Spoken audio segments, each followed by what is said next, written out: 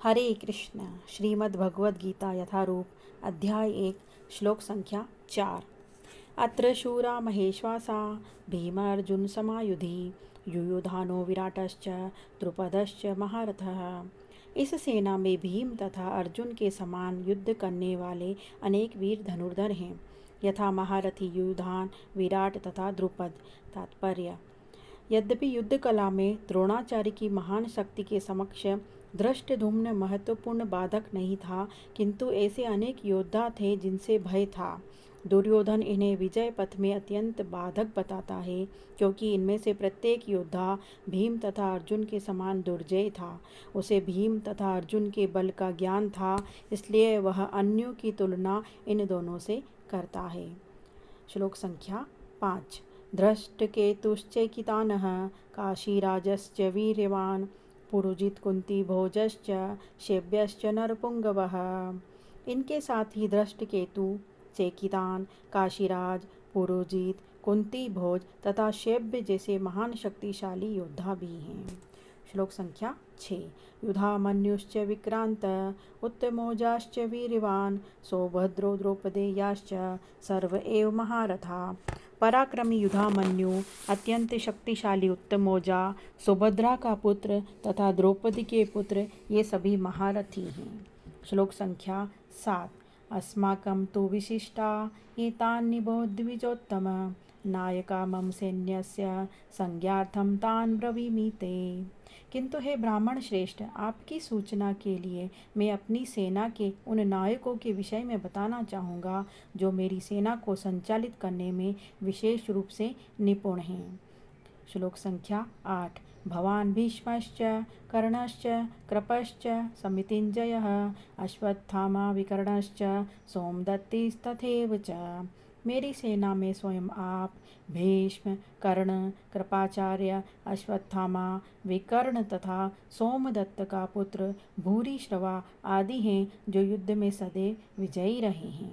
तात्पर्य: दुर्योधन उन अद्वितीय युद्ध वीरों का उल्लेख करता है जो सदैव विजयी होते हैं रहे हैं। विकर्ण दुर्योधन का भाई है, अश्वत्थामा द्रोणाचार्य का पुत्र है और सोमदत्ती या भूरिश्रवा वाल्हीकों के राजा का पुत्र है। कर्ण अर्जुन का आधा भाई है, क्योंकि वह कुंती के गर्भ से राजा पांडु के साथ विवाहित होने के पूर्व उत्पन्न हुआ था।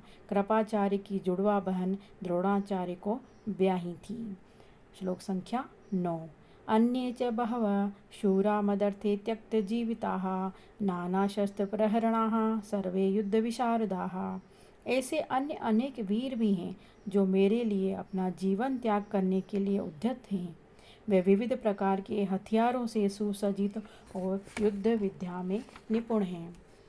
जहाँ तक अन्यों का यथा जयद्रथ, कृतवर्मा तथा शल्य का संबंध है, वे सब दुर्योधन के लिए अपने प्राणों की आहुति देने के लिए तैयार रहते थे। दूसरे शब्दों में यह पूर्व निश्चित है कि वे अब पापी दुर्योधन के दल में सम्मिलित होने के कारण कुरुक्षेत्र के युद्ध में मारे जाएंगे। निस्संदेह अपने मित्रों की संयुक्त शक्ति के कारण दुर्योधन अपनी विजय के प्रति आश्वस्त था। श्लोक संख्या 10। अपर्याप्तं तदस्माकं बलं भीष्माभिरक्षितं पर्याप्तं त्वइदं एतेषां बलं भीमाभिरक्षितं। हमारी शक्ति अपरिमेय है और हम सब पितामह द्वारा भली भांति संरक्षित हैं, जबकि पांडवों की शक्ति भीम द्वारा भली भांति संरक्षित होकर भी सीमित है।